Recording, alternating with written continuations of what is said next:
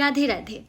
আমার কাছে এরকম প্রশ্ন বহুবার এসেছে, এরকম কমেন্টস আমার কাছে বহুবার এসেছে, আমি তো এখনো দীক্ষিত নই, আমি তো এখনো দীক্ষা নেইনি, আমি গলায় তুলসীর মালা ধারণ করতে পারবো, আমি কি গলায় তুলসীর মালা পরতে পারবো? তো আমি মনে করলাম এই ভিডিওটার মাধ্যমে সবাইকে জানাই গলায় তুলসীর মালা আসলে পরা যায় কি যায় না, এবং কি ক্ষেত্রে পরা যায় আমি সেটাও বলে দেবো। গলায় তুলসীর মালা, আমাদের সনাতন ধর্মতে আমাদের গলায় তুলসীর মালা মানে চিহ্নিত করা যেতে পারে যে তুমি একজন সত্যিকারের সনাতনী, তুমি সেক্ষেত্রে ধারণ করতেই পারো, এর জন্য কোনো দীক্ষা লাগে না।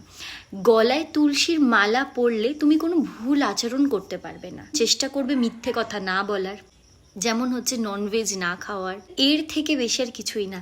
তোমার যদি ভয় লাগে যে আমি গলায় তুলসীর মালা নিলে যদি কোনো অন্যায় করে ফেলি, আমি তোমাকে এই সিউরিটি দিতে পারি, তোমার গলায় যদি একবার তুলসীর মালা উঠে যায়, এতটাই পাওয়ার যে তুমি কোনো ভুল কাজ করতে পারবে না। এমনি বলাই হয় যে ভক্তির পথে এলে জ্ঞানচক্ষু চশমা এসে যায়, তো সেই অর্থে গলায় তুলসীর মালা অতীব অবশ্যই তুমি ধারণ করতে পারবো, নিশ্চিন্তে তুমি অবশ্যই গলায় তুলসীর মালা ধারণ করতে পারবে।